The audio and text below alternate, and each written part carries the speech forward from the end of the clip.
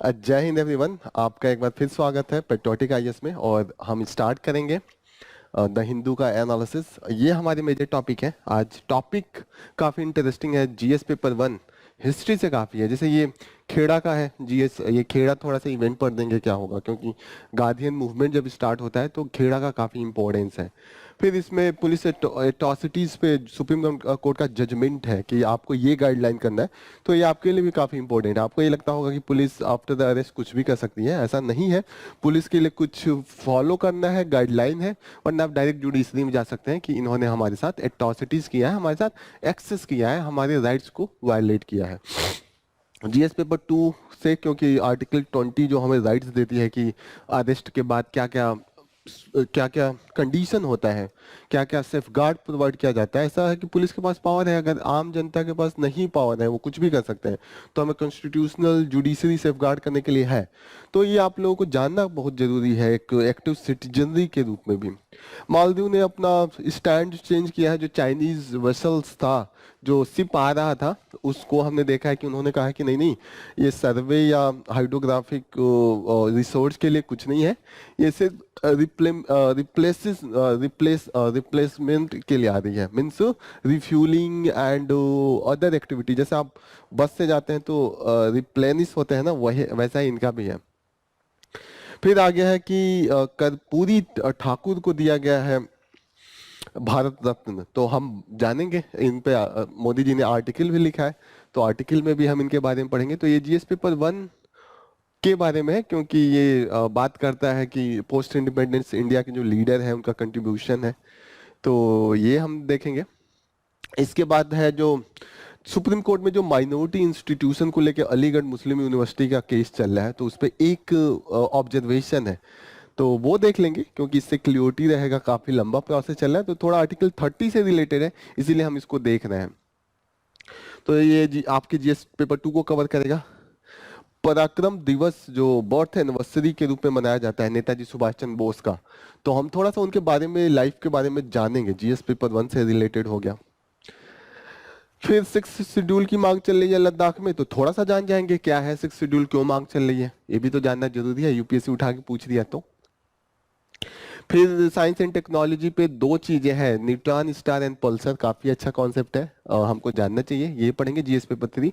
और जो चिड़िया अपने घर में वापस आ जाती हैं हजारों मील जाके भी, तो ये भी काफी क्यूरियस है और आपको जानना चाहिए, यूपीएससी पूछ रहे उठा के कि इसके पीछे साइंटिफिक रीजन है, तो ये हम देखेंगे। फिर इंडिया पैसिफिक पे पूरा बड़ा आर्टिकल है कि इंडो पैसिफिक में बातें तो कर रहे हैं, लेकिन हमारे पास स्ट्रेटजी नहीं है, पॉलिसी नहीं है। और चाइना चुपके चुपके, उसके पास काफी वो बड़े लेवल पे उसमें स्ट्रेटेजिक प्लानिंग किया हुआ है, वो हमको चारों तरफ से घेर रहा है। अपने पोर्ट्स एंड अपने मिलिट्री जो उसके इंस्टॉलमेंट है वो क्रिएट हो रहा है। बीएसएफ में एक और डेवलपमेंट है कि बीएसएफ का जो अभी चल रहा है tussle between the centre and state, थोड़ा सा दो तीन पॉइंट आज एक्स्ट्रा है, तो वो हम कवर करेंगे कि क्या बीएसएफ का काम है, जुरिडिक्शन में इंक्रोच कर रहा है कि नहीं स्टेट पुलिस का। पुलिस तो स्टेट गवर्नमेंट के अंडर में आती है और बीएसएफ सेंट्रल गवर्नमेंट के अंडर में आती है। कल हमने बेसिक्स पढ़ा है बीएसएफ का, लेकिन आज एक दो फंक्शंस और पढ़ेंगे, ठीक है। नेक्स्ट है कि truth about the booming toy export. तो अभी हमारे मिनिस्टर ने बोला है, यूनियन मिनिस्टर ने, कैबिनेट मिनिस्टर ने बोला है कि टॉय का जो एक्सपोर्ट है, हमने तो एकदम एक्सलेंस कर दिया। पहले आता था इंपोर्ट, अब हम इतना बड़ा डेवलपमेंट किए हैं, इतना अच्छा किए हैं कि हम अब एक्सपोर्ट कर रहे हैं। इंपोर्ट की तो बात ही छोड़िए, हमने एक्सेस में इंपोर्ट एक्सपोर्ट किया है। तो इसका इन्होंने एक एनालिसिस दिया है कि सच में क्या है, सच में हमने प्रोडक्शन बढ़ा दिया है कि कोई और मेथड अडॉप्ट करके एक्सपोर्ट बढ़ा दिया। नेक्स्ट इंपॉर्टेंट जो हम लोग आर्टिकल कवर करेंगे जीएस थ्री से ही है, मैन्युफैक्चरिंग सेक्टर से ही ये भी आ गया। ये सेमीकंडक्टर्स पे जो सेंट्रल गवर्नमेंट का स्कीम चल रहा है, डिजाइन लिंक्ड इंसेंटिव, तो वहां पे क्या प्रोसेस इन्होंने क्या स्कीम में प्रोवाइड किया है, क्या लकुना है, क्या हम लोग करना चाहते हैं सेमीकंडक्टर में, ये पढ़ेंगे। फिर rising gap in in incomes, तो यहाँ पे जो इनकम्स का SBI state bank of India का एक रिपोर्ट है, उसमें उन्होंने शो किया है कि जो इनइक्वालिटी है वो कम हुआ है इंडिया में। तो गिनी कोफिशिएंट इनइक्वालिटी को शो करता है, तो हम देखेंगे कि सच में कैसे किस किस ग्रुप का इन्होंने डेटा दिया है और इनइक्वालिटी कैसे कम हुआ है। तो जीएस पेपर 3 का ये हो गया, क्योंकि इनइक्वालिटी जीएस पेपर 3 का पार्ट है। फिर जेंडर इक्विटी इन एजुकेशन, तो यहाँ पे जेंडर का जो माइंडसेट है ना, patriarchal thought and gender stereotyping, इसका इम्पैक्ट है एजुकेशन लेवल पे वुमेन्स का। तो ये सोसाइटी का पार्ट हो गया। वैसे एजुकेशन पार्ट जीएस का है, जीएस पेपर 2 का, एजुकेशन सेक्टर का, लेकिन यहाँ पे जेंडर के एंगल से दिखाया है, इसीलिए सोसाइटी का हो जाएगा, क्योंकि सोशल वाइसेज हैं, ये सोशल ड्रॉबैक्स हैं। तो स्टार्ट करते हैं जल्दी से। हमारा आज काफी टॉपिक है, ये सारे टॉपिक करने हैं, 14 टॉपिक हम पढ़ने जा रहे हैं 1 घंटे में, और मैं कोशिश करूंगा सबको अच्छे से एक्सप्लेन किया जाए और ये इफेक्टिव बनाया जाए क्लास को, एक भी इरेलीवेंट नहीं होगा। तो थोड़ा सा आप इस पे कंसंट्रेट करके 1 घंटा दीजिए, जो आप 6 घंटे 5 घंटे की क्लास करते हैं उससे ज़्यादा टॉपिक कवर होता है और यूपीएससी से ज़्यादा रेलिवेंट है, क्योंकि जो क्लासेज आप किसी कोचिंग मैगजीन का पढ़ते हैं या किसी का इंटरनल पढ़ते हैं, वो यूपीएससी का जो क्वेश्चन बनाता है वो नहीं पढ़ता, वो डायरेक्ट न्यूज पढ़ता है, द हिंदू और द इंडियन एक्सप्रेस, मिंट, कोई भी पढ़े, लेकिन न्यूज ही वो पढ़ेगा। तो वो जो यहाँ पे लिखा है वो ज्यादा इंपॉर्टेंट है as compare to the you are going and studying reading the current affairs of the different coachings. तो यस, आपका 1 घंटा this will be the more effective. Start करते हैं खेड़ा से। गांधी जी का जो स्टार्टिंग फेज था, जो उन्होंने आंदोलन स्टार्ट किया था, चंपारण, अहमदानगर और खेड़ा, तो 1918 में खेड़ा से स्टार्ट किया। लेकिन खेड़ा आज काफी तब तो अच्छे अच्छे कॉज के लिए न्यूज में था, आज एक खराब कॉज के लिए, क्योंकि यहाँ पे हमने देखा था कि जो पुलिस ने 4 इंडिविजुअल्स को अरेस्ट किया था, फिर उनको पोल से बांध के मारा था, और ये पब्लिक हुआ था, सुप्रीम कोर्ट में केस गया, सुप्रीम कोर्ट ने कहा कि आपने वायलेट किया है, और सुप्रीम कोर्ट का इस पर डायरेक्शन है कि जो आप अरेस्ट करते हैं पुलिस के क्या क्या पावर है और जिसको अरेस्ट किया उसके क्या क्या राइट्स हैं। तो वो काफी इंपॉर्टेंट जजमेंट है, डी के बासु जजमेंट है, प्लीज इसको याद रखिएगा। और इसमें इन्होंने, सुप्रीम कोर्ट ने काफी कुछ एक्सप्लेन किया है, काफी कुछ गाइडलाइन लिया है।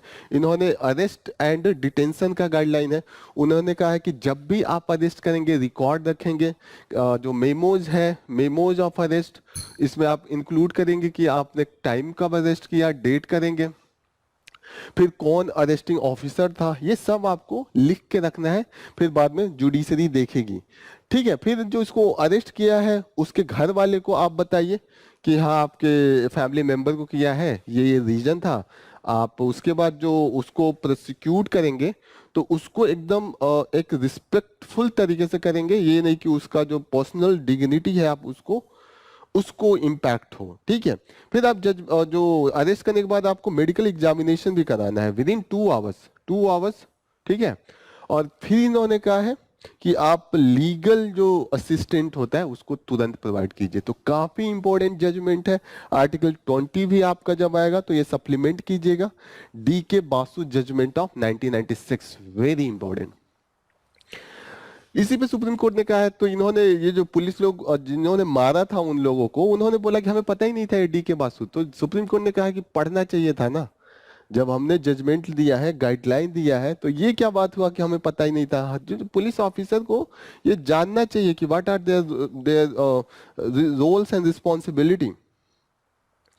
तो यहाँ कहीं बोला है उन्होंने, ठीक है, इसमें यही है। तो उन्होंने कहा नहीं, ये केस है एट्रॉसिटीज का, पुलिस एट्रॉसिटीज है, उनको जो सजा मिलेगा वो तो मिलेगा।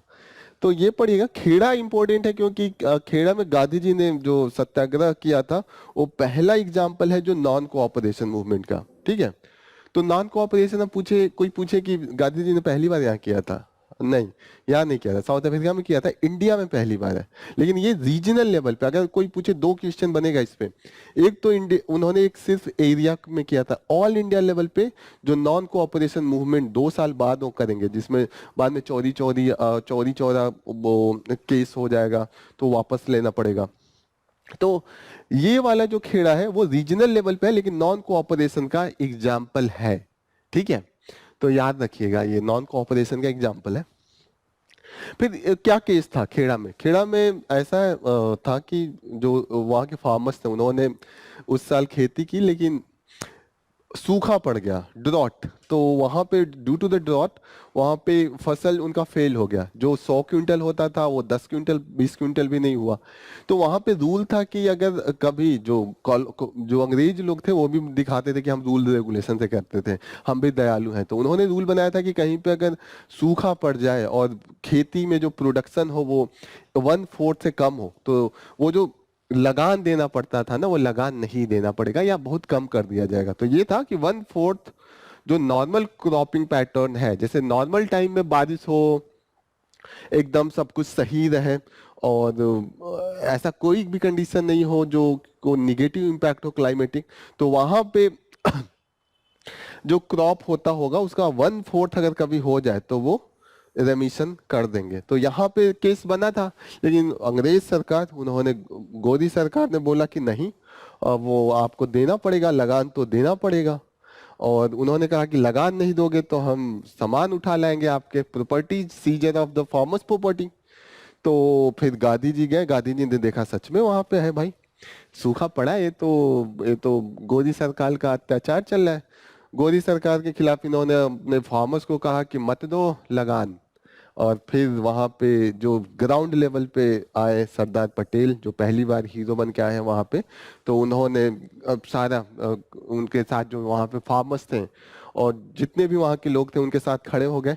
और भी जो ये फ्रीडम फाइटर्स थे गार्जियन फ्रीडम फाइटर्स, जैसे नरहरि पारिक थे, मोहनलाल पांडे थे, रविशंकर व्यास थे। तो इन लोगों का नाम याद रखिएगा, ये लोग एसोसिएटेड है। क्वेश्चन अगर आ गया कि खेड़ा से एसोसिएटेड है और इन लोगों का नाम आएगा तो टिक्का मारना है आपको, ठीक है। फिर क्या हुआ कि जो गोदी सरकार थी, बाद में उनको झुकना पड़ा हमारे सामने और उन्होंने क्या कहा कि इस साल आपका जो सूखा पड़ा है तो इस साल टैक्स नहीं लिया जाएगा और अगले कुछ सालों तक टैक्स कम लिया जाएगा। और जो इन्होंने प्रॉपर्टी जब्त किया था, जो हमारा सामान उठा ले जाएंगे, वो सामान इन्होंने वापस कर दिया, तो रिटर्न, ठीक है। ये है दूसरा न्यूज हम जो लेने जा रहे हैं जीएस पेपर 2 से है, internal security Indian Maldives relationship, जो सिर्फ एक एडिशन हुआ है, बस उतना आप जानिए। ऑलरेडी हमने इसको कवर किया है कि जो शिप जा रही थी जिसका नाम था जियांग यांग होंग 03, ठीक है, ये जियांग हांग यांग होंग 3, याद रखिएगा ये नाम। यही है सिर्फ जो रिसोर्स एंड हाइड्रोग्राफिक सर्वे करने वाली थी मालदीव में।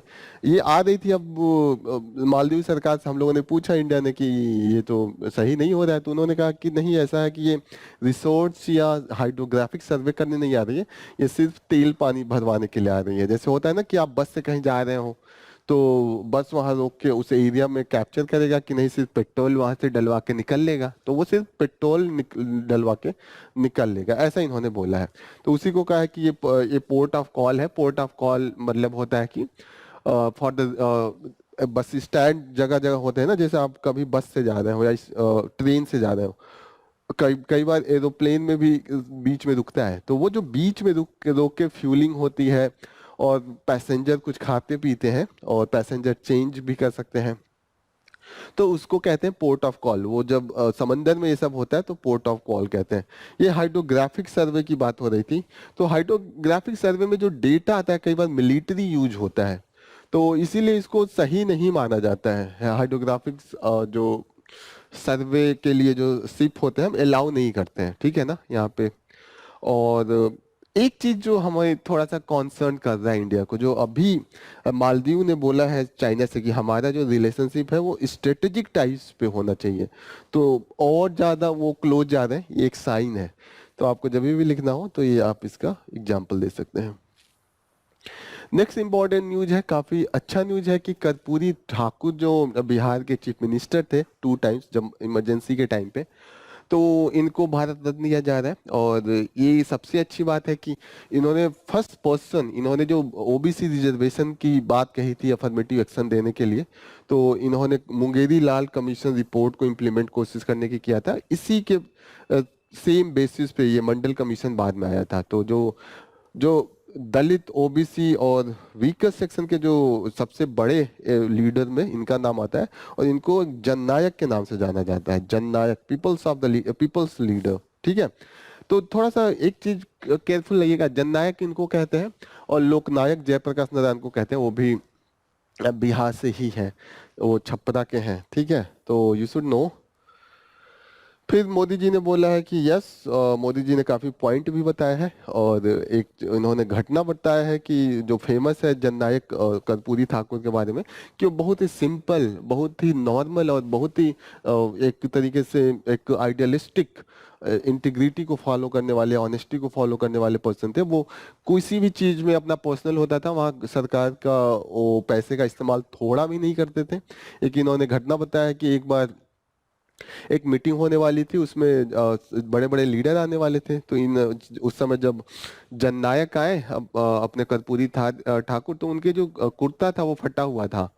तो चंद्रशेखर, जो बाद में प्रधानमंत्री बने थे, वो भी उसी स्टेज पे थे, चंद्रशेखर, ये सब लोग सोशलिस्टिक, एक लेफ्ट साइड के लीडर माने जाते हैं। सोशलिस्टिक मीन्स एकदम एक्सट्रीम लेफ्ट भी नहीं, एक लेफ्ट जो सेंटर से थोड़ा सा ज्यादा लेफ्ट में हो। एक राइट होता है, एक सेंटर होता है, एक लेफ्ट होता है।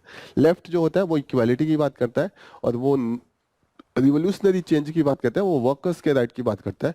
वो ज्यादा प्राइवेट प्रॉपर्टी होके इनइक्वालिटी आती है, उसका विरोध करता है। तो ये अब जानिएगा, यहाँ पे दिया भी है कि ये सबसे अच्छा डिफिनीशन जो होता है सोशलिज्म का, यहाँ पे दिया हुआ है। तो इन्होंने, चंद्रशेखर ने उठ के स्टेज पे कहा कि अरे इनके लोगों से बोला कि इनके कुर्ता नहीं है, कुर्ता खरीदने के लिए आप लोग पैसे दीजिए। तो कर्पूरी ठाकुर ने पैसे तो ले लिए लोगों से, लेकिन वापस जाके उन्होंने चीफ मिनिस्टर फंड में जमा कर दिया, जिससे कि लोगों के लिए उसका यूज किया जा सके। उन्होंने पर्सनल यूज पे नहीं लिया। नेक्स्ट इंपॉर्टेंट ये है, जो डिफिनीशन इतना अच्छा दिया है कि एक socialism to create a society where resource were distributed fairly and everyone regardless of their social standing and had access to opportunities. तो दिस इज, ये है डिफिनीशन सोशलिज्म का, कि सोशलिज्म का काम करता है कि ऐसा सोसाइटी बनाएंगे कि जितना, अगर गरीब से गरीब आदमी है, अगर वो कहीं देश के किसी कोने में है, वो भी कलेक्टर बनने के लिए उसे ऐसा नहीं हो कि 2 लाख 4 लाख रुपए लगा के आना पड़े कहीं और फिर तभी वो बन पाए। इतना अच्छा प्रोविजन हो कि वहां बैठा भी इंसान को सभी वो कर सके। तो हमारा एफर्ट भी वैसा ही है, हम भी यही कर रहे हैं सोशलिज्म को। हमारा भी यहाँ पे है कि बच्चा घर बैठ के द हिंदू अच्छे से पढ़े, और फिर और भी टॉपिक पढ़े, और जाके आईएएस का एग्जाम दे। थोड़ा बहुत बीच में टेस्ट सीरीज के लिए कहीं से दुकान से खरीद ले टेस्ट टोस्ट, वो भी हो जाएगा। तो एकदम सस्ते पैसे में क्वालिटी एजुकेशन, हर चीज मिले, और ऐसा नहीं हो कि पैसे के बिना वो काबिल है लेकिन वो वहां पहुंच ना पाए, जहाँ पे कम काबिल है लेकिन उनके पास पैसे हैं, वो पे कर सकते हैं, तो ऐसा नहीं हो। तो सोशलिज्म का एक काफी अच्छा डिफिनीशन है। फिर है कि जो ही वॉज, कर्पूरी ठाकुर जो बोलते थे कि लोकल लैंग्वेज में ही एजुकेशन दिया जाए, ताकि बच्चे को ऐसा नहीं कि अब हमेशा उनको फोर्स किया जाए कि नहीं आपको अंग्रेजी ही चाहिए। तो हिंदी अंग्रेजी दोनों चाहिए, इसीलिए मैं पहले केवल इंग्लिश में कर रहा था, अब मैं हिंदी में कर रहा हूँ, तो मैं सोशलिस्ट हूँ। नेक्स्ट है कि इन्होंने बोला है कि डेमोक्रेसी, डिबेट एंड डिस्कशन, इन्होंने बोला ये इंटीग्रल पार्ट है। ऐसा नहीं है कि आप चीफ मिनिस्टर बन जाए तो आप मतलब कोई क्रिटिसाइज नहीं कर सकता है, आप मिसयूज करेंगे पावर का। और इनको जो और भी लेफ्ट जो सोशलिस्ट लीडर है, जयप्रकाश, डॉक्टर राम मनोहर लोहिया, चरण सिंह जी, चरण सिंह जी तो एक तरीके से ये फॉर्मर्स लीडर्स के रूप में जाने जाते हैं, लेकिन ये लोग एकदम लेफ्ट की जो सोशलिस्ट लीनिंग थी, तो इन लोगों की थी। ये लोग इमरजेंसी में भी काफी अपोज किया था। ठीक है, और इम्पोर्टेंट न्यूज़ जो हम कर सकते हैं इनके बारे में, तो मोदी जी ने कहा है कि ऐसा नहीं है कि हम लोग एकदम कर्पूरी ठाकुर जी के ही कदमों पे चल रहे हैं, और हमने भी जो अभी पीपल्स, ये जो ओबीसी एससी एसटी कम्युनिटी है, उनके लिए हमने मुद्रा लोन लाया है, ताकि वो लोग बिजनेस करें और बड़े बड़े लोगों को टक्कर दें। और इन्होंने बोला है कि हमने ओबीसी कमीशन को कॉन्स्टिट्यूशनल स्टेटस दे दिया, तो इससे फायदा होगा, कॉन्स्टिट्यूशनल स्टेटस ज़्यादा मजबूत हो गया। तो हम भी हैं, मतलब उसी लाइन पे चल रहे हैं, हम फॉलो कर रहे हैं। नेक्स्ट इंपॉर्टेंट न्यूज जो हम लेंगे वो AMU जो अलीगढ़ मुस्लिम यूनिवर्सिटी में टसल चल रहा है कि उसको माइनॉरिटी स्टेटस देना चाहिए कि नहीं देना चाहिए, उस पे है। उसके पहले ये देख लेते हैं, ये लेक, ये अष्टामुंडी लेक है, केरला में है, और ये काफी बड़ा लेक है। ये वर्ल्ड जो इंडिया का है दूसरा सबसे बड़ा वेटलैंड, रामसार, जो रामसार कन्वेंशन के अंडर में ये सबसे दूसरे नंबर पे। पहले नंबर पे वेबनाड लेक है, तो वो उसका है। फिर थोड़ा सा ये जानिएगा कि साउथ में जो ये वाइल्ड एलिफेंट है होते हैं, इसको पदयप्पा कहते हैं। पर्टिकुलरली इडिक्कू जो ये है, तो पडयप्पा, ये पडयप्पा आजकल परेशान कर रहे हैं वहाँ के लोकल लोगों को। लोकल लोग जब फॉरेस्ट में घुस जाएंगे तो ऑब्वियस सी बात है कि वहाँ पे जो वाइल्ड लाइफ है वो तो उसका करेगा। मुन्नार भी केरला में है, और वैगमॉन ये भी केरला में। यहाँ पे टूरिज्म साइट के रूप में केरला गवर्नमेंट चाहती है, और यूएई का सपोर्ट है। तो जब आप इंटरनेशनल रिलेशन में कभी यूएई की बात कीजिएगा तो ये वाला आप जरूर लाइएगा। एक पॉइंट आपको यहाँ से मिल गया कि वो हमारे लिए डेवलप कर रहे हैं। ये एजुकेशनल इंस्टीट्यूशन की बात जो हो रही है, अभी इस पर क्लियरिटी नहीं आ रही है कि क्या होना है। एक जजमेंट जो सबसे इम्पोर्टेंट है, बार बार हम लोग पढ़ रहे हैं, एस अजीज बासा केस। तो इसमें सुप्रीम कोर्ट ने किया कि अगर सेंट्रल यूनिवर्सिटी सेंट्रल गवर्नमेंट के थ्रू बना है तो माइनॉरिटी स्टेटस नहीं दिया जाएगा। ऑलरेडी ये जजमेंट है, लेकिन अब कह रहे हैं कि नहीं, ऐसा नहीं बात है। यहाँ पे बोल रहे हैं कि क्यों चाहिए ही अलग से अथॉरिटी या अलग से गवर्नमेंट का रूल्स या लॉ उसके पक्ष में, क्योंकि ऑलरेडी जब आर्टिकल 30 दे रखा है। तो इफ यू, यहाँ पे बोल रहे हैं कि whether even the right to establish such an institution और university would be contingent on the state recognising it though an enabling through an enabling statute. तो जब ऑलरेडी आर्टिकल 30 ने दिया है माइनॉरिटी को, तो अलग से आप अथॉरिटी क्यों ला रहे हैं? तो इसका मतलब है कि आप जो फंडामेंटल राइट्स को अंडर में ला रहे हैं स्टैट्यूट के। इसको एक बार और मैं समझाता हूँ कि ये कहना क्या चाहते हैं। जस्ट इतना जानिएगा कि बात ये हो रही है कि ऑलरेडी अगर आपके पास ये फंडामेंटल राइट्स है, फंडामेंटल राइट्स मानते हैं सबसे ऊपर है, ये फंडामेंटल राइट्स है। फंडामेंटल राइट्स का आर्टिकल 30 बोलता है कि आप इंस्टीट्यूट जो है वो डेवलप कर सकते हैं, तो आप बनाइए यहाँ पे। लेकिन आप अलग से कह रहे हैं कि एक अथॉरिटी के अंडर में आना चाहिए, एक लॉ हो और तब बनेगा, तब वो माइनॉरिटी स्टेटस तब देंगे। ये कोई अथॉरिटी है और लॉ के थ्रू ये अथॉरिटी आएगा। अब ये कह रहे हैं कि आप जब इसने ये ऐसे दिया है तो आप ऊपर से कह रहे हैं नहीं ये होगा तब ये होगा, जब तो इसको आप निगेट कर रहे हैं ना, आप इसको इसके ऊपर लेते गए। लेकिन ये नॉर्मल लॉ है, ये कॉन्स्टिट्यूशनल लॉ है, ये ऊपर रहेगा हमेशा। अगर इसने बोला है तो यहाँ पे आप ओपन कीजिए आप। ओके, तो ये केस चल रहा है, अभी इसमें फाइनल जजमेंट आता है, देखते हैं क्या क्या ये गाइडलाइन देते हैं कि माइनॉरिटी स्टेटस देने के लिए। अभी तो यही है कि जो माइनॉरिटी इंस्टीट्यूट है, अगर किसी माइनॉरिटी ने ओपन किया है और वो माइनॉरिटी के इंटरेस्ट को प्रमोट कर रहा है तो हम उसको माइनॉरिटी स्टेटस दे देते हैं।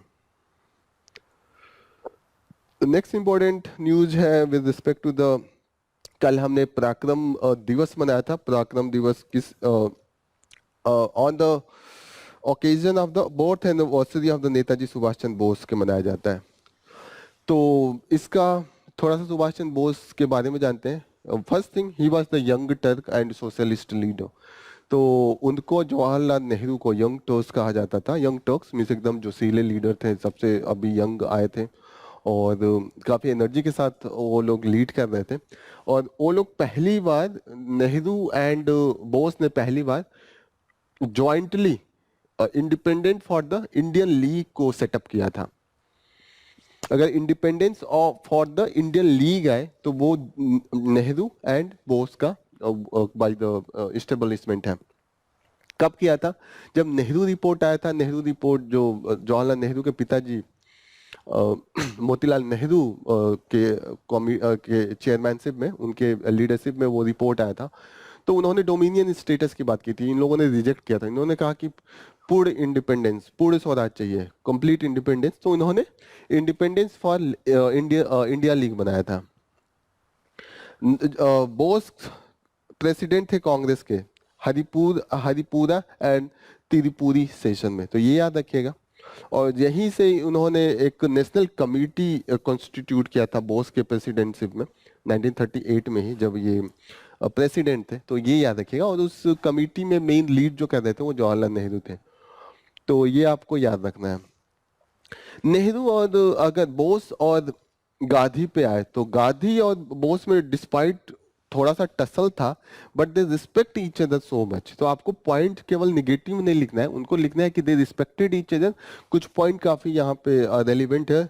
1942 में ही गांधी जी ने कहा था Bose is the Prince among the patriot, ये जो दिया था। और बोस ने गांधी जी को जब लॉन्च कर रहे थे ये attack on the British rule, जो आजाद हिंद फौज बना के, तो उसमें उन्होंने राष्ट्रपिता बोला था। ठीक है।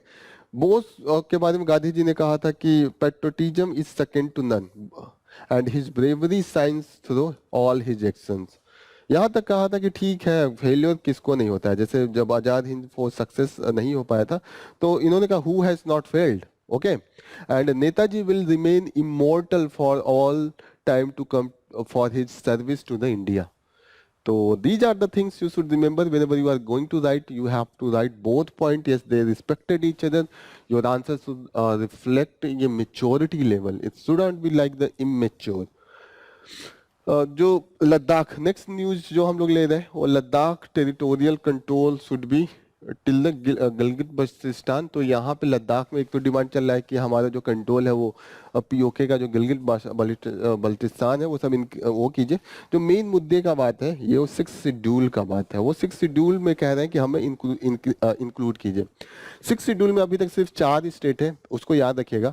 असम, त्रिपुरा, मेघालय एंड मिजोरम, चारों एकदम टच किए हुए हैं। चारों एक असम से टच किया हुआ मेघालय ऊपर है, नीचे त्रिपुरा है, और इधर टच किया हुआ मिजोरम है। तो एक तीनों एकदम कलेक्टिव है, तो आप याद रख सकते हैं। ऑटोनोमस डिस्ट्रिक्ट का प्रोविजन है इसमें, और उस ऑटोनोमस डिस्ट्रिक्ट के पास लेजिस्लेटिव पावर अलग से होते हैं। जैसे अभी तक हम लोग देखते थे कि मेन लेजिस्लेटिव पावर लोकसभा को है, जो पार्लियामेंट है, सांसद है उनको है, और स्टेट लेजिस्लेचर है जो विधानसभा है। लेकिन यहाँ पे आप तीसरे लेवल पे देखिएगा लेजिस्लेटिव पावर दिया है इनको, स्टेट ऑटोनोमस डिस्ट्रिक्ट काउंसिल को। और इनके पास जो लेजिस्लेशन का पावर है वो इन सब एरिया में एग्रीकल्चर, पब्लिक हेल्थ, ठीक है, ये सब है। और फिनेंशियल पावर भी है, टैक्स लिवाई कर सकते हैं, फी भी इम्पोज कर सकते हैं, और इनका जुडिशियल भी फंक्शन ये लोग करते हैं। और जो पार्लियामेंट और स्टेट लेजिस्लेचर का जो लॉ है यहाँ पे वो डायरेक्टली इम्पोज नहीं होगा, वो मॉडिफिकेशन के साथ इम्पोज होता है। गवर्नर का गवर्नर के परमिशन के बाद होता है modification in the governance of the 6th schedule. ठीक है। तो गवर्नर जो स्टेट का जिस से ये एसोसिएटेड होते हैं वो पहले उसको देखेगा, कुछ मॉडिफाई करना है उसको बोल के करते हैं।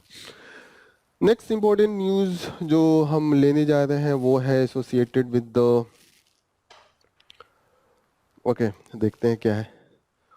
साइंस एंड टेक, या उसके पहले कुछ है science and tech pulsar, no, ये जनरल इंफॉर्मेशन है थोड़ा सा। ये नॉमिनेशन ऑस्कर में है और डॉक्यूमेंट्री फिल्म है, इसका नाम है टू किल ए टाइगर, और इस साल का हमारे इंडिया से इसको ले गया है। इसका मेन जो मेन इसका थीम है कि इसमें एक जो 13 इयर्स की गर्ल्स है और इनकी मदर का जो फाइट चल रहा है to get the justice. This girls was abducted and she was sexually assaulted by the 3 men। तो इस पिक्चर में यही दिखाया गया है कि कैसे पहले थोड़ा सा रिलीफ मिलता है, बाद में पूरी सोसाइटी इनके खिलाफ आ जाता है, बोलता है कि आप केस वापस लीजिए। और लेकिन वो फाइट चलता रहता है, उसी पे बेसिस है, बेस्ड है। एक स्कीम है वैभव फेलो। तो जब भी आपको इंडियन गवर्नमेंट का जो हम साइंस एंड टेक में क्या प्रमोशन है तो जीएस पेपर 3 में आ जाएगा, और उसके थ्रू हम जो हमारे इंडियन ओरिजिन के बाहर में रह रहे हैं या बाहर में पढ़ रहे हैं, हम उनको चाहते हैं कि वो भी आए, अपना कंट्रीब्यूशन करें रिसर्च में। तो it is mean to attract Indian origin scientist based on the abroad. तो हम कह रहे हैं कि आप यहाँ पे आइए कीजिए, और हम आपको काफ़ी पैसे भी दे रहे हैं। इसमें है कि 4 लाख पर मंथ और एकोमोडेशन भी दे रहे हैं। ठीक है। तो ये जो इंडियन डायस्पोरा के लिए अगर आप कभी लिख रहे हैं जीएस पेपर 2 में आईआर में, तो ये भी आप इसको ऐड कर सकते हैं कि हम इंडियन डायस्पोरा को इंटीग्रेट करने के लिए ये जो वैभव फेलो स्कीम है ये है। तो आप मैक्सिमम जो पॉइंट है न्यूज़ में उसको ये सोचिए कि कैसे आप यूज कर सकते हैं। तो कभी भी आप डायस्पोरा देखिएगा तो ये वैभव फेलो और ये वज्र वज्र भी पहले था 2008 में, इसमें इसका नाम था visiting advanced joint resource faculty, ठीक है। और इसके थ्रू भी हम सेम अट्रैक्ट करना चाहते थे जो इंडियन ओरिजिन के बाहर रहते हैं। ये next important news yes science and tech से रिलेटेड है। और हम पल्सर पल्सर आप जो बाइक भी देखा होगा, लेकिन पल्सर वो बाइक इस पल्सर के बेसिस पे है। ये जो असली वाला पल्सर है ये है कि जब जो स्टार होते हैं सन के जैसे, सन तो बहुत छोटा, इससे बड़े बड़े स्टार है, उनका भी डेथ होता है। और वो जब डेथ उनका होता है तो वो एक्सप्लोड करते हैं अपने लास्ट स्टेज पे। और अगर एक्सप्लोड करते वक्त उनका वेट या उस स्टार का इनिशियल वेट ही एक लेवल के ज़्यादा होता है, तो उस बेसिस पे वो जब एक्सप्लोड करके जो नया चीज़ डेवलप होता है वो या तो वाइट डॉर्फ हो सकता है, या तो ब्लैक होल हो सकता है, या तो न्यूट्रॉन स्टार हो सकता है। याद रखिएगा ये सब डाइंग कंडीशन है। और ये डाइंग कंडीशन पे उसके बाद जब न्यूट्रॉन स्टार को तेज वो रोटेट करने लगता है, काफ़ी हाई फ्रीक्वेंसी से ये है रोटेशन, देख रहे हैं कितना तेजी से, तो उसको उसको पल्सर कहते हैं, उससे रेडिएशन जो आती है।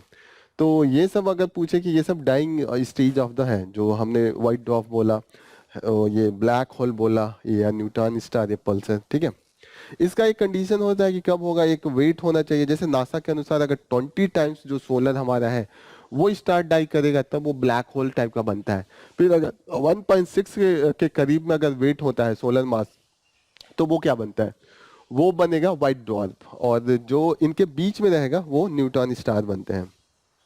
न्यूट्रॉन स्टार का जो वो होता है, जैसे उनका जो स्ट्रक्चर होता है, जैसे हम कोई भी फ्रूट्स खाते हैं उसका स्ट्रक्चर होता है ना कि बीच में एक बीज सा होता है, कोर होता है, और बीज मिडिल में पल्प होता है। तो ऐसे इसके बीच में एक जो होता है वो क्रस्ट होगा।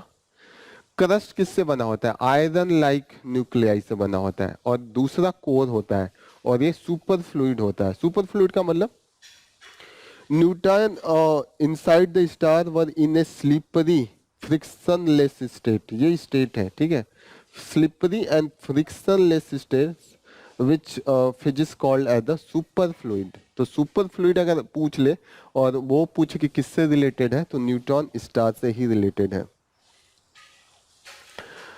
ये रिसोर्स तो किसी और टॉपिक पे उतना डिटेल में हम नहीं जाएंगे, लेकिन बस बेसिक कॉन्सेप्ट यूपीएससी पूछ सकता है, क्योंकि साइंस में वो बेसिक्स ही पूछते हैं। एक चीज़ बहुत ये क्यूरियस है कि जब चिड़िया उड़ती है, जैसे हम घर से जाते हैं तो हम 50 साइन पढ़ते हैं, लिखा रहता है ना कि ये वाला नगर आ गया, ये स्टेशन आ गया, आगे वाला स्टेशन ये है। जब बर्ड्स फ्लाई करते हैं उनको तो कुछ नहीं पता होता है, फिर भी चारों तरफ घूम के फिर अपने घर पे अपने नेस्ट में आ जाते हैं, वो तो भूलते नहीं है। और वो तो हजारों किलोमीटर दूर तक जाते हैं। जो रशिया से साइबेरियन क्रेन या ये लोग आते हैं, वो तो थाउजेंड्स किलोमीटर ट्रेवल करके आते हैं, फिर भी वो पहुंच जाते हैं, क्योंकि वो क्या करते हैं, उनके पास एक्स्ट्रा सेंसरी कैपेबिलिटीज होती है। और ये इससे ये अर्थ मैग्नेटिक फील्ड को फॉलो करते हैं। Is it clear? और इनके ब्रेन में, जो इनका ब्रेन होता है, उनके पास इंटरनल मैग्नेटिक कंपास होता है, और this compass work in relation to the earth magnetic field. तो इसी को ट्रेस करके वापस आ जाते हैं। और इस पे रिसर्च भी हुआ, अगर मैग्नेटिक फील्ड चेंज होता है तो क्या भूल जाते हैं, भूलते हैं, ऐसा हुआ है रिसर्च। और रिसर्च 1988 की बात है, ठीक है। उस समय 3000 पिजन्स को ट्रैक किया जा रहा था। वो पहले गए थे इंग्लैंड, फ्रांस टू इंग्लैंड गए, लेकिन बीच ही में जो सन पे था, सन पे एक एक्सप्लोजन हुआ, और उसका इम्पैक्ट अर्थ का जो मैग्नेटिक फील्ड है उस पे हुआ, और अर्थ का मैग्नेटिक फील्ड हल्का सा चेंज हो गया, हल्का सा, ठीक है। तो जो पिजन है वो अपने घर नहीं पहुंचे, कहीं और पहुंच गए, क्योंकि वहाँ उनका जो घर था वहाँ का तो चेंज हो गया था, तो एड्रेस बदल दिया था ना। मैंने अगर आप जा रहे हैं ट्रेन से और दिल्ली और गाजियाबाद का प्लेटफॉर्म मैं चेंज कर दूं, आप पढ़ के उतरते हैं ना, फिर आप तो दिल्ली उतर जाएंगे, उनका जो साइन बोर्ड है मैं गाजियाबाद में दिल्ली लिख दूं तो फिर आप वहीं उतर जाएंगे। अब कबूतरों का क्या था, उनका तो मैग्नेटिक फील्ड था, मैग्नेटिक फील्ड बदल गया, तो उनको आना था दिल्ली, अब मैग्नेटिक फील्ड तो गाजियाबाद का दिखा रहा है वो, तो वो वहां चले गए। तो दैट शोज दैट कि वो मैग्नेटिक फील्ड को फॉलो करते हैं, बदल दिया जाए तो वो नहीं पहचान पाएंगे। तो yes, this is the thing. अभी इस पे बात चल रही है जो बीएसएफ का, सेंट्रल गवर्नमेंट ने एक्ट को बदल दिया, बीएसएफ एक्ट है, और उसको बदल के जो हमारा बीएसएफ का जुरिडिक्शन है, जैसे वो बॉर्डर पे ही अपना ऑपरेट करते हैं, पहले 15 किलोमीटर था, अभी इसको 50 किलोमीटर कर दिया है। तो इस पे कह रहे हैं कि क्या ये सच में इंक्रोचमेंट है क्या, जो पंजाब गवर्नमेंट कह रही है, और जो ओके तो जो पंजाब गवर्नमेंट और अदर गवर्नमेंट कह रहे हैं वो उसमें कितना ट्रूथ है। तो ये बोल रहे हैं कि यस, ऐसा तो नहीं है कि इंक्रोचमेंट है, क्योंकि जो पावर है इनका, बीएसएफ का जो पावर है वो discharge, helps discharge border patrol duty more effectively. तो जो बॉर्डर पेट्रोलिंग होती है, जो वहां पे देखते हैं कि कोई अंदर घुसपैठ तो नहीं हो रहा है, या बाहर कुछ क्रिमिनली तो वो लेके नहीं जा रहे, तो उस पे बेस्ड है। तो वो ऐसा नहीं है कि वो खुद इन्वेस्टिगेट करते हैं, वो सिर्फ चेक करते हैं, सर्च करते हैं, उसके बाद वो पुलिस को ले जाके हैंड ओवर कर देते हैं, जिसको भी पकड़ते हैं। आगे का उनका काम नहीं है, वो सिर्फ देखते हैं कि कोई जो क्राइम है इधर से उधर, ये सब तो डेवलप नहीं हो रहा है। तो एक तो है कि आप ऑलरेडी जब पुलिस के अंडर में ही कर रहे हैं, पुलिस को आप दे दे रहे हैं, तो hand over to the arrested person to the police, ठीक है। और फिर वो जो जितना भी ये सब करते हैं कोऑर्डिनेशन में करते हैं, यहाँ पे है कि they do in the coordination with the police. तो extended jurisdiction merely authorise the BSF to conduct more search and the seizure. तो इतना ही है। तो ये कहने की ऐसा नहीं है कि इसका कुछ इम्पैक्ट है, लेकिन यस फिर भी कभी भी आप ये एक्सटेंड करते हैं तो एक प्रॉपर ग्राउंड होना चाहिए कि बहुत जरूरी है इनका करना, वहां पे क्राइम बढ़ गया है, बॉर्डर से जो ट्रांसफर ज्यादा हो रहा है, तो ये प्रूफ करना पड़ेगा। सुप्रीम कोर्ट तो इसको सुनवाई करने जा रहा है, फिर ये भी प्रूफ करना होगा कि ये इतना करने से कोई भी इंक्रोचमेंट नहीं हो रहा है।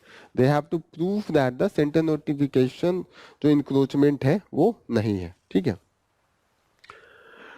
नेक्स्ट इंपॉर्टेंट न्यूज है इंडो पैसिफिक में जो डेवलपमेंट है। अभी रेड सी है न्यूज में, रेड सी हाउस सी अटैक है, तो रेड सी न्यूज में। लेकिन ये बोल रहे हैं जो राइटर है, जो पीएसआईआर वाले लोग हैं, वो हैप्पी माउंट जैकब, इनको आप कोट कीजिएगा जब भी इंडियन ओशियन रीजन पे है या कोई भी ये इंटरनेशनल आप रिलेशन की बात करें, तो ये काफ़ी इनका एक्सपर्टाइज है उस पे।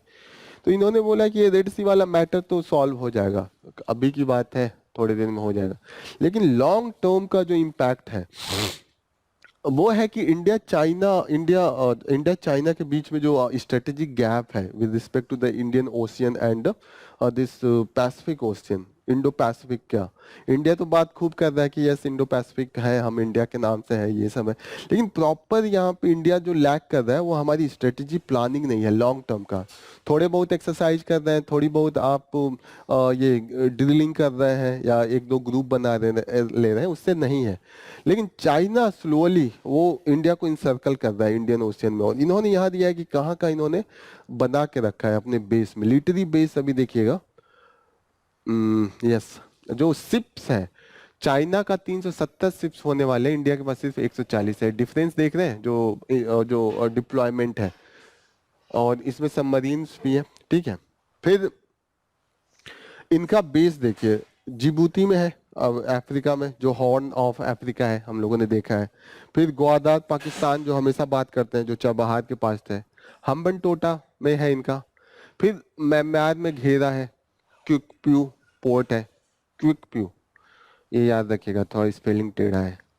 फिर मालदीव में ये आर्टिफिशियल जो है, आर्टिफिशियल रीफ क्रिएट कर रहे हैं, और उसको वहाँ पे भी बेस बनाने की कोशिश हो रही है इनकी। सेसिली जो इंडियन ओशियन में, और वहाँ मॉरिशस के आसपास है, ईस्टर्न अफ्रीका के पास है, वहाँ पे इनका क्लोज रिलेशन चल रहा है। और इन्होंने जो रीम कंबोडिया है, जो ये north south east Asian countries में कंबोडिया है, वहाँ पे भी है।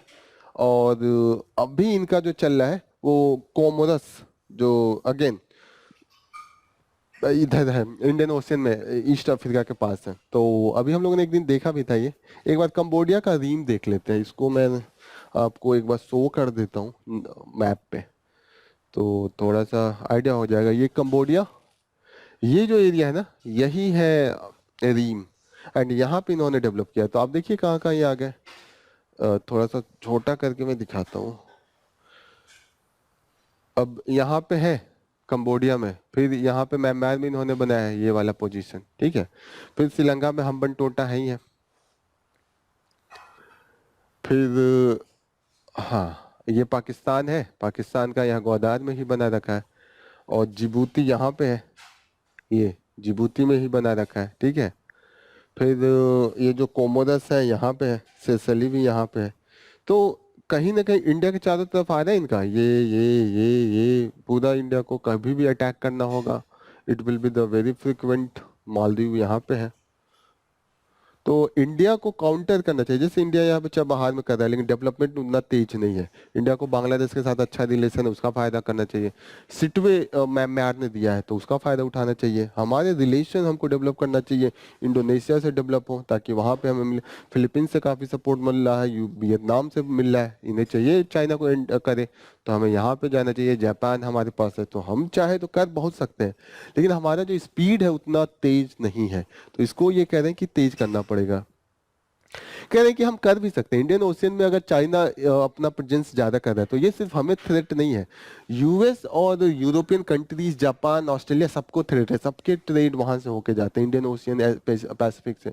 तो सभी चाहते हैं कि इंडिया पे ट्रस्ट ज्यादा है, क्योंकि हमारा बिहेवियर उतना एग्रेसिव नहीं है। तो everyone trust us, no one trust on the China. तो हम अगर डेवलप करना चाहें तो तुरंत कर सकते हैं। और हमें cohesive and well thought out जो स्ट्रेटजी है वो बनाना चाहिए।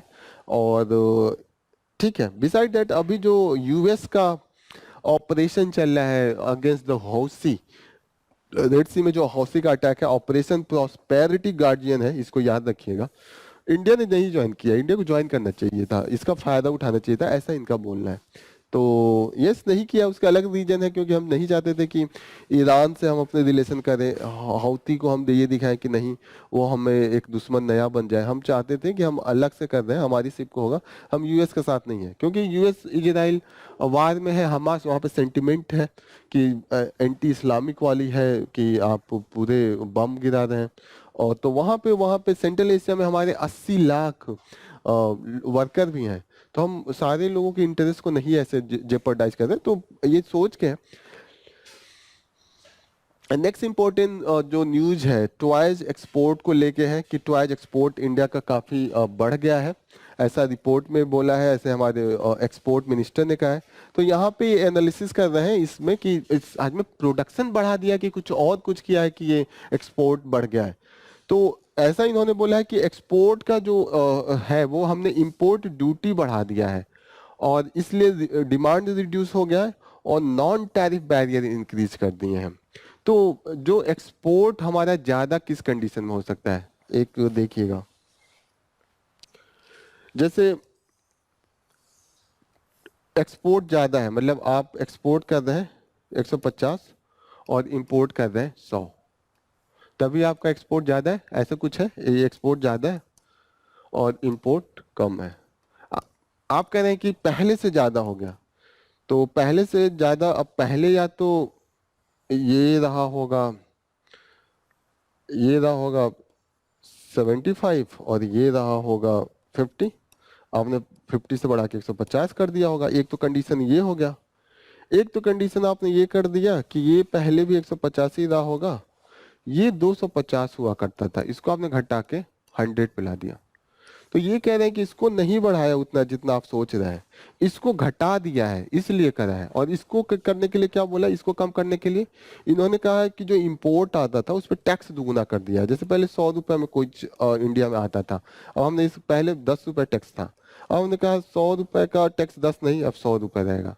तो इसका रेट अब 200 हो गया। अब इंडिया में जो पहले खरीदा था उसको एक 100 का 200 होगा तो ही विल स्टॉप बाइंग, तो ये कम हो जाएगा। तो एक रीजन ये हो सकता है कि एक रीजन ये है कि आपने इंपोर्ट का वो बढ़ा दिया, ड्यूटी बढ़ा दिया, ये टैक्स। दूसरा ये कहा कि जब पहले आता था, पहले हम कहते थे कि ठीक है 100 प्रोडक्ट आ रहा है, 100 एप्पल आ रहा है, उसमें से एक को मैं चेक कर लूंगा, एक एप्पल को निकालूंगा, कुछ खराब तो नहीं चेक करके इस पूरे बैग को अंदर कर दूंगा। सारे 100 एप्पल को निकाल के चेक नहीं करूंगा कि ये सड़ा है कि क्या है। अगर रैंडम कोई ज्यादा मिलने लगा तो हम करेंगे, एक एक गत्ते में से एक निकालेंगे, एक बोरे में से एक निकालेंगे, पूरे बोरे को नहीं करेंगे, रैंडम हम निकालेंगे। तो इससे जो होगा कि इनका टाइम भी कम हो जाएगा और इनको इतना परेशानी भी नहीं होगा। तो ये आप कह दें कि 100 पे हम करेंगे तो टाइम ज्यादा होगा, तो वो अब इंडिया में भेजने की जगह पे कहेगा अरे कोई और देश है वहां पे तो ये सब नहीं कर रहे हैं, इतना टाइम टाइम नहीं लगता है कि आप एप्पल भेज दें। ये चेक इन करने में इतना टाइम लग रहा है कि चेक इन करते वक्त ही 1 महीने लग जा रहे हैं और उसमें सड़ जा रहा है, तो वो उसका घाटा होगा। एक तो आप रिजेक्ट भी कर देंगे।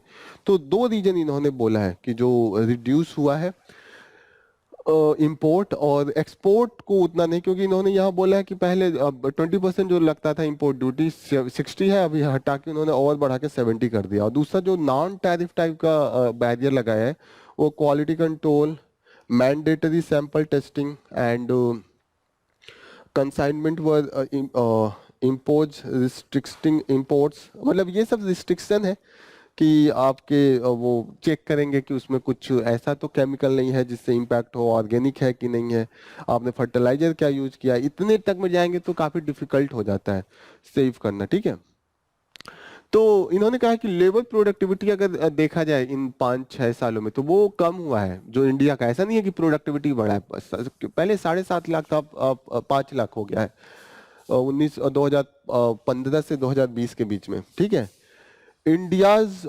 turn around in the toy trade इतना is outcome of the rising protectionism. Protectionism का मतलब होता है कि कंट्री जो बाहर से आने वाली चीजें होती है उसको ऐसे लॉ रेगुलेशन बनाती है कि कम हो जाए, और हमारे लोगों के पास जो रेगुलर मैन्युफैक्चर है उनके प्रोडक्ट ज्यादा बिकने लगे। ये प्रोटेक्शनिज्म है कि बाहर से आता है इसीलिए यहाँ के लोगों का नहीं बिक रहा है।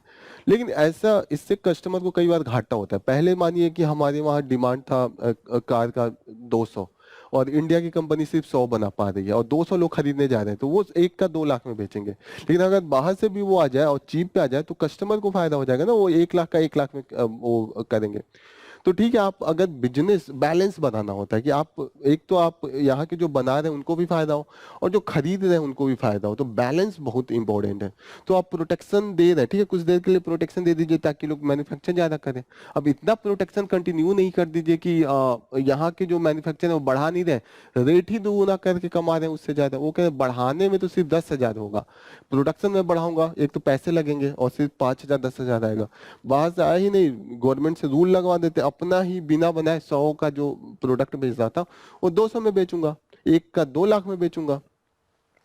तो यही इन्होंने कहा है कि प्रोटेक्शनिज्म के कारण ये बढ़ रहा है। तो हमें कोशिश करना चाहिए कि थोड़ा सा इन्वेस्टमेंट होके और इन्वेस्टमेंट करा जाए और थोड़े देर के लिए रूल्स लगाया जाए जो इम्पोर्ट ड्यूटी हमने इम्पोज किया है, और जो क्लस्टर स्पेसिफिक जो पब्लिक इंफ्रास्ट्रक्चर है ये सब पे ध्यान दिया जाए ताकि सच में हमारा प्रोडक्शन बढ़े और बाहर में हम जाके कॉम्पीट करें। नेक्स्ट इम्पोर्टेंट फिर से जो न्यूज हम लोग लेंगे वो भी मैन्युफैक्चर सेक्टर इकोनॉमी से रिलेटेड है, और यहाँ पे गवर्नमेंट ने design linked incentive scheme start किया है सेमीकंडक्टर्स का प्रोडक्शन बढ़ाने के लिए। टारगेट है कि हम ये सेमीकंडक्टर्स में 10 बिलियन सेमीकॉन इंडिया प्रोग्राम इसका नाम दिया है। ठीक है, और target to support 100 over the 5 years, 100 company को कुछ ये ऊपर ले जाना चाहते हैं स्टार्टअप्स को। और इनका जो एम है यहाँ पे गोल्स है, पहला है कि to reduce the dependency on the semiconductor import, import कम करना है, चाइना से ही करना है और खासकर उस एरिया में करना है जहाँ जहाँ पे जिस सेमीकंडक्टर का यूज न्यू टेक्नोलॉजी जैसे आर्टिफिशियल इंटेलिजेंस इस समय हो रहा है या सिक्योरिटी मिलिट्री पर्पज में हो, कि चाइना उसका फायदा नहीं उठा सके, पता चले एक जब हमें जरूरत हो उसी समय वो बैन कर दे, तो हमारे पास अल्टरनेटिव नहीं रहेगा। तो हम उसको सेल्फ रिलायंट कर रहे हैं, रेजिलियंट बना रहे हैं। रेजिलियंट का मतलब दूसरा देश से भी ला सकते हैं क्या, इंपोर्ट कर सकते हैं क्या, तो उसका भी हम लोग ऑप्शन दे रहे हैं कि अगर चाइना बना कर दे तो हम और भी देशों से ला सके, और इंडिया का जो कंपैरेटिव एडवांटेज है उसको बढ़ाना चाह रहे हैं। ठीक है, तो ये है। लेकिन दिक्कत है इस पॉलिसी में, थोड़ा सा इशू ये है कि priority for the industrial policy should ensure the recap disproportionate benefit from our investment, जो इन्वेस्टमेंट आ रहा है उसका हम लोग फायदा नहीं उठा पा रहे हैं कि जो इफेक्टिव वे में करना चाहिए। दूसरा ये है कि हम लोगों ने यहाँ पे खुद ऐसा रिस्ट्रिक्शन इम्पोज किया स्टार्टअप पे कि बाहर से आप फॉरेन डायरेक्ट नहीं ले पाएंगे। अब इंडिया का कोई कंपनी स्टार्ट करे, उसके पास जोश है, उसके पास टैलेंट है, सब कुछ है, पर पैसे नहीं है। वो चाहता है कि बाहर से हम कहें कि आप मेरे कंपनी में पैसे लगाइए, फिर कुछ बेनिफिट आपको ले लेंगे, मेरा कंपनी बढ़ जाएगा, दोनों लोग कमाएंगे। लेकिन ये कह रहे हैं कि 50% से ज्यादा आप ले ही नहीं सकते। क्या पता किसी के पास 10 करोड़ का इन्वेस्टमेंट चाहिए होता है, लेकिन उसके पास है ही नहीं, उसके पास 1 करोड़ भी नहीं है, तो उसको तो 90% बाहर से लाना पड़ेगा ना। इंडिया में कोई इन्वेस्ट नहीं कर रहा है। मे भी बाहर से लोग, बाहर जो फॉरेनर है उनके पास ज्यादा सरप्लस है। तो हमें ये कोशिश करना चाहिए कि ये इन्वेस्टमेंट हो, ओवरऑल हमें प्रोडक्शन बढ़ाना है, ताकि ये जो इंडस्ट्री है जिसमें सेमीकंडक्टर का यूज होता है ये बहुत क्रूशियल है। इसमें सिर्फ बेनिफिट नहीं देखना है, इसमें ये भी देखना है कि प्रोडक्शन हो, हमें सेल्फ रिलायंट बढ़े, हम चाइना का जो डिपेंडेंसी है वो कम कर सकें। और एक चीज और है, जो सेमीकंडक्टर में रिसर्च एंड डेवलपमेंट है लॉन्ग टर्म का होता है, और हमें जो पैसे लोग लगाते हैं उनको चाहिए कि तुरंत लगाओ, 2 महीने बाद फायदा हो जाए। इसमें फायदा होने के लिए 4-5 साल इन्वेस्टमेंट करना पड़ता है कि पहले वो डेवलप होगा टेक्नोलॉजी, फिर उससे जो टेक्नोलॉजी बनेगा बाजार में बिकेगा, जब जब ज्यादा स्केल पे बिकेगा तब फायदा होगा। पहले पैसे लगते हैं और वापस आने में टाइम लगता है। जैसे आप नॉर्मल कोई और बिजनेस करते हैं कि जैसे आप कपड़ा बनाने या जूता बनाने स्टार्ट किया तो आपको तुरंत बेनिफिट होने लगता है, लेकिन आपको इतनी टेक्नोलॉजी नहीं डेवलप करनी है, आपको नॉर्मल प्रोडक्ट बनाना है, बेचना है, फायदा लेना है। लेकिन इसमें ऐसा नहीं होता, इसमें टाइम लगता है इसको रिसर्च करने में, डेवलप करने में। यहाँ पे ये है। तो ये यहाँ की तो फंडिंग नहीं हो पा रहा है, सक्सेस स्टोरी भी इसमें ज़्यादा नहीं है। ऐसा नहीं है कि जो लोग पहले स्टार्ट किए थे वो स्टार्टअप इस एरिया में वो सक्सेस हो गए, उनको देख के लोग और पैसे लगा रहे हैं कि अरे सक्सेस हो गया, उसने 10 लगाया था उसको 20 कमा रहे हैं, तो और लोगों को लालच लालच आती है कि हम भी लगाएं। लेकिन इसमें अब फेलियर कईयों का ज़्यादा हो गया तो लोग नहीं लगा रहे हैं। तो ऐसे कंडीशन में जो इन्वेस्टमेंट फंडिंग है उसको गवर्नमेंट को ध्यान में रखना चाहिए और उसको प्रमोट करना चाहिए। तो एक और उन्होंने दिक्कत बताया कि जो कैप किया है 15 करोड़ और 30 करोड़, और जो इसके थ्रू, तो इसको भी हटा दें क्योंकि इसको डिलिंक करें। एंड नथिंग इसको जो thereafter crucial to delink ownership from the development of the semiconductor design. And बोल रहे हैं कि more startup friendly investment guideline लाइए। इन्होंने फिर आगे बोला है कि जो एक इंस्टीट्यूट जो नोडल एजेंसी है इसके लिए, इस स्कीम के लिए, वो ऑलरेडी प्लेयर है, मार्केट प्लेयर है in Indian chip design sector. तो वो चाहेगा कि खुद की उसकी कंपनी में ज्यादा हो ना, दूसरा वो क्यों डेवलप करवाना चाहेगा। तो कॉन्फ्लिक्ट ऑफ इंटरेस्ट की बात हो जा रही है कि जो खुद चिप इंडस्ट्री में है उसको आप कह रहे हैं कि वो रेगुलेट करे, तो वो अपने पे ज्यादा फोकस करे कि ज्यादा स्टार्टअप हो। तो इन्होंने कहा एक सक्सेसफुल एग्जाम्पल कर्नाटका का है। कर्नाटका गवर्नमेंट ने SFAL जो उन्होंने इनिशिएटिव किया है, इसमें इन्होंने काफी ऑर्गेनाइजेशन को इंक्लूड किया है डेवलप करने के लिए। तो इसको ब्लूप्रिंट के रूप में आप अपने आंसर में लिख सकते हैं। तो Karnataka government semiconductor fabless accelerator lab, this is the good example for we can copy. After that इन्होंने कहा कि ठीक है, पॉलिसी को recalibrated policy focus on the chip design. तो लास्ट में इन्होंने कंक्लूड किया। म्यांमार में ये इंटरनल सिविल वॉर चल रहा है, अरेस्ट कर रही है जुनता वहाँ की, जो डिक्टेटरशिप है, और काफी वहाँ पे दिक्कत हो रहा है। आपको सिर्फ वहाँ पे ये याद रखना है कि जो वहाँ एथनिक आर्म्ड ऑर्गेनाइजेशन जो लड़ रही है डिक्टेटर से, 3 ग्रुप है। जो है तांग नेशनल लिबरेशन आर्मी, तो ये तांग याद रखिएगा, नेशनल लिबरेशन आर्मी क्लियर है। Myanmar national democratic alliance army, तो ये म्यांमार है तो आप पता है। अराकन आर्मी है, तो अराकन आपको पता है कि वहाँ का जो माउंटेन रेंज है उसको अराकन कहते हैं, तो उससे उसी के नाम पे ये ट्राइबल भी है वहाँ पे, तो उसके नाम पे है। नेक्स्ट इंपॉर्टेंट चीज जो आपको ध्यान रखना है, ये एक SBI ने रिपोर्ट दिया है, उसमें बोला है कि जो हमारी इनइक्वालिटी है कम हुई है। तो इनइक्वालिटी को किससे मेजर करते हैं? गिनी कोफिशिएंट। और गिनी कोफिशिएंट इंडिया का जो अभी 10 सालों में चेंज हुआ है 0.47 टू 15% चेंज हो गया, 0.40 होता है। ठीक है, तो ये कम हो रहा है ना, तो कम होना अच्छी बात है कि खराब बात है? कम होना, दिस इज गुड। कम होने का मतलब कि इंडिया का जो ये डिफरेंस है इनकम का, जैसे कि कोई बहुत अमीर है कोई बहुत गरीब है, वो थोड़ा सा हमने सॉल्व कर लिया। क्योंकि इसका ये मतलब होता है ना कि जैसे आप जो गिनी कोफिशिएंट है वो 0 से 1 के बीच में दिया जाता है, जैसे है ना इंडिया का एकदम बीच में आया है 0.472, थोड़ा सा और कम हुआ है, तो हम जीरो की तरफ जा रहे हैं। जीरो की तरफ का मतलब होता है कि ऐसा सोसाइटी, अगर बोले कि इस भारत का गिनी कोफिशिएंट 0 है, इसका मतलब ये हुआ कि भारत में सबके पास बराबर सब कुछ है, जैसे लैंड बराबर है, इनकम बराबर है, कपड़े बराबर है, खाने पीने का तरीका, इक्वालिटी है एकदम। जैसे हर आदमी के पास 2 बीघा का जमीन है, अंबानी जी हो या मैं हूँ या कोई और हो, वो 2 बीघा के जमीन पे अपना खेती करता है, कमाता है, खाता है, बढ़िया सब कुछ अच्छा। अगर गिनी कोफिशिएंट 1 है, मतलब बहुत इनइक्वालिटी है, किसी के पास खाने को एक पैसा नहीं है, कोई एकदम एकदम एकदम राजा बने हुए हैं, तो ये है गिनी कोफिशिएंट। तो इन्होंने थोड़ा सा एनालिसिस करके इन्होंने इसको रिपोर्ट को कहा है कि ऐसा नहीं है कि इनइक्वालिटी कम हुआ है, क्योंकि इन्होंने कहा है कि जो एसबीआई ने जो डेटा लिया है वो केवल टैक्स पेयर्स को लेके लिया है, जो टैक्स पेयर जो टैक्स देता है बस उन्हीं लोगों के बीच का है। और उन्होंने कहा कि टैक्स पेयर वो है जो जिनका 2.5 लाख से ज्यादा का इनकम है, और मैक्सिमम जो इंडिया के लोग हैं उनका ये जो इनकम है इससे कम है। तो आपने मैक्सिमम को तो करा ही नहीं है, वो लिया ही नहीं है, जो ऑलरेडी अमीर है उनकी बात कर रहे हैं। और इन्होंने कहा कि जो डिस्पाइट जो इनइक्वालिटी कम हुई है, लेकिन अगर लोअर इनकम जो जैसे खेत में काम करते हैं, घरों में काम करते हैं मेट के जैसे, या जो छोटे मोटे फैक्ट्री में जो सिर्फ लेबर का काम करते हैं, जिनकी डेली का जो इनकम है 400-300 रुपए है, महीने का 8,000 10,000 है, आप उन लोगों को एक जगह इकट्ठा कर लीजिए, और जो ऊपर लाखों में कमा रहे हैं उनको एक जगह कर लीजिए, तो इनका जो इनकम है इनमें ज्यादा गैप बढ़ा है, इनइक्वालिटी बढ़ी है। इनका कहना है कि जो कैसे बढ़ी है, इन्होंने बोला है कि मानता हूं कि ये जो इनकम है दोनों का बढ़ा है, तो दोनों का बड़ा उसमें बहुत डिफरेंस है। एक का 1 लाख था, इसका बढ़ के 1,40,000 हो गया, इसका 9,000 था, इसका बढ़ के 11,000 हुआ। तो इसका जो होता डिफरेंस था 2,000 बढ़ा, इसका जो है 40,000 बढ़ा। अब डिफरेंस देखिए ना, अब 1,40,000 में से 1,40,000 में से आप 11,000 को कम कर दीजिए, तो क्या होगा, 1,29,000 आ जाएगा। ये डिफरेंस है। पहले कितना था, पहले 1 लाख में से और वो मैं 9,000 कम करता तो 91,000 था।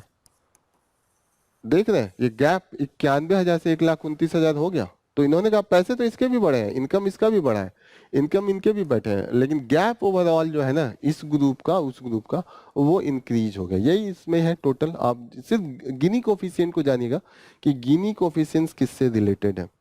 नेक्स्ट इंपॉर्टेंट जो न्यूज है वो अभी ये जो एसर का रिपोर्ट है और भी रिपोर्ट आए हैं, वहां पे बोला है कि जो एजुकेशन है जेंडर इक्विटी ये नहीं है, और उसमें जो विमेंस का है, विमेंस का अलग अलग लेवल पे डिस्क्रिमिनेशन है। उन्होंने कहा कि अभी जैसे छोटे लेवल पे देखें, अगर क्लास 1 to 6 8 देखें तो वहां पे बराबरी चल रही है, इनरोलमेंट ज्यादा है, बॉयज जो है लड़के ज्यादा बाहर ड्रॉप आउट कर रहे हैं लड़कियों की तुलना में। लेकिन जो आप 8 से ऊपर जाइए, क्लास 8 से, उसके बाद लड़कियों का जो ड्रॉप आउट है क्लास से बाहर, जैसे नाम नहीं आगे लिखवाना, और बॉयज का है वो ज्यादा है। ये भी गैप देखा गया है कि अगर प्राइवेट एजुकेशन में ये स्कूल में भेजना है, वहाँ पे फीस ज्यादा होता है, तो वहाँ पे बच्चों को लोग भेजना, लड़कों को भेजना ज्यादा प्रीफर करते हैं, लड़कियों को नहीं।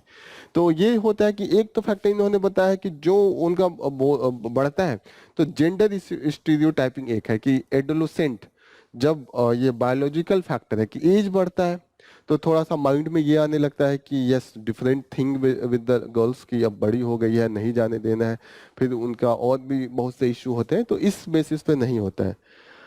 इन्होंने कहा कि ऐसा नहीं है, लर्निंग कैपेसिटी बॉयज गर्ल्स का बराबर ही है, हर लेवल पे इन्होंने करा है। एक सर्वे है नेशनल अचीवमेंट सर्वे, इसको याद रखिएगा। इन्होंने 22 लाख स्टूडेंट्स का सर्वे किया और उसमें देखा कि मैथमेटिक्स और ये सब लड़कों को ज्यादा अच्छे से आता है कि लड़कियों का। इन्होंने पाया कि मैक्सिमम में लड़के लड़कियां बराबर है, लेकिन जो इनरोलमेंट है वो बहुत डिफरेंस है। दूसरी चीज इन्होंने कहा है कि जो ईयर ऑफ स्कूलिंग जो है, वो जो ईयर्स पहले 4 साल तक स्कूल में रहते थे अपने जिंदगी में, अब बढ़ के ये अब जो बढ़ा है वो लड़कों के लिए 8 साल हो गया है कि इतने साल वो अपने जिंदगी के स्कूल में बिताते हैं, लड़कियां वो तो इनमें इंक्रीज है। पहले 1.7 था, 4.7 हुआ है।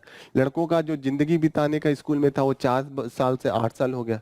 लेकिन जो गैप है ना, ये बढ़ने के बाद भी ये काफी डिफरेंस है। लड़कियों में कम स्पीड से बढ़ रहा है, लड़कों में ज्यादा है, तो इसको भी गैप देखना है। अगला इन्होंने बोला है कि जो यस एनुअल जो सर्वे है यही सब बोला है कि यस इसका जो फैक्टर, एक चीज इन्होंने यहाँ बहुत इंटरेस्टिंग है, ये आप सोसाइटी में या आप एथिक्स में लिख सकते हैं, सोशलाइजेशन का, कि दिमाग में जो बुद्धि भ्रष्ट होती है वो किस एज से है। वो बच्चों का 3 से 7 साल के बीच में तभी से उनको बताने लगा जाता है कि लड़की है, लड़की हो तो आप लोगों को खाना बनाना है, घर का सफाई करना है, लोगों का केयर करना है। और लड़कों को पहले ही बताया जाए नहीं तुम्हें जॉब करना है, तुम्हें पुलिस बनना है, डॉक्टर बनना है। ये इतने छोटे ही उम्र से हम उनके दिमाग में भरने लगते हैं। और जो लड़के होते हैं वो एकदम ज्यादा इसको ध्यान से लेते हैं कि यस ये चीज है केवल लड़कों, मैं नहीं करूंगा। जैसे अब लड़का धीरे धीरे बड़ा होने लगा, उससे अगर कोई गलती से कह दिया अरे तुमने ये पहना है, ये तो लड़कियां पहनती हैं, तो वो उसको ज्यादा तरीके से लेता है। जैसे वो कहेगा ये एरिया मेरा काम का नहीं है, वो नहीं करेगा। तो बायसनेस बहुत छोटे उम्र से होता है, इसको सोशलाइजेशन कहते हैं। अब इन्होंने क्या क्या है कि lack of regulatory framework, inadequate funding, poor quality, ये सब रीजन है। तो जो स्कूल्स में अभी हम देख रहे हैं बॉटल नेक्स है इसमें। और जो एक सर्वे है उसमें कहा जाता है कि आप जितना एजुकेशन पे खर्च करते हैं उसका 1000 गुना फायदा होता है। उन्होंने कहा कि $1 खर्चा करेंगे तो वो आगे चल के जिंदगी में $1000 का फायदा कराता है। तो इन्होंने सजेशन यहाँ पे दिया है, क्या क्या सजेस्ट किया है कि हमारे पास दो चीजें ऑलरेडी है। गवर्नमेंट ने हमको दिया है बेटी पढ़ाओ बेटी बचाओ बेटी पढ़ाओ। यहाँ पे इन्होंने बोला कि थोड़ा सा फंडिंग इंक्रीज कीजिए और इम्प्लीमेंट जो है ग्राउंड पे वो करवाइए। नेशनल एजुकेशन पॉलिसी में भी यही बोला है कि आप करवाइए, इसका काफी इम्पैक्ट आ सकता है। और अगर आप ऐसा करवाते हैं तो कहाँ का इम्पैक्ट आएगा, जो रिजल्ट है reduction in poverty, infant mortality, crime कम होगा, तो इकोनॉमिक भी इम्प्रूवमेंट होगा। तो ये सब चीज़ें आप याद रखिएगा। This is all about. आज हम यहीं पे अपना सेशन कंप्लीट करते हैं, मैक्सिमम चीज़ों को हमने कवर किया। थैंक यू आपने ये सेशन ज्वाइन किया, और मेरा आशा है कि आप लोग रिपीट भी करेंगे जो हम पढ़ा रहे हैं। प्लीज़ इसको रिपीट कीजिए और आप क्वेश्चन भी सॉल्व कीजिए जो हम दे रहे हैं, क्योंकि इसी बेसिस ऐसा ही नेचर होगा यूपीएससी का। और मेंस का आंसर थोड़ा सा हार्ड वर्क करके, थोड़ा सा अपना जो फैक्टर है कि हमें रजिस्टर करते हैं कि नहीं लिखना है, उसको फैक्टर करके आप लिखना स्टार्ट कीजिए। और यस यहाँ पे मैं अब समाप्त करता हूँ अपना सेशन, और फिर कल मिलेंगे फिर अपने नए एनर्जी के साथ।